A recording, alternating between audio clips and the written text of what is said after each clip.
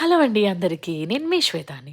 So, ఈరోజు మేము ఏం చేసుకుందామా అని అనుకుంటున్నాం. ఎప్పుడు చూసినా చికెన్ నేను బోరింగ్‌గా చికెన్ ఫ్రై, చికెన్ కర్రీ ఇలాంటివే చేస్తున్నా అనమాట. సరే అమ్మ పంపించిన గోంగూర పచ్చడి కనిపించిందండి. గోంగూర అంటేనే ఒక ఎమోషన్.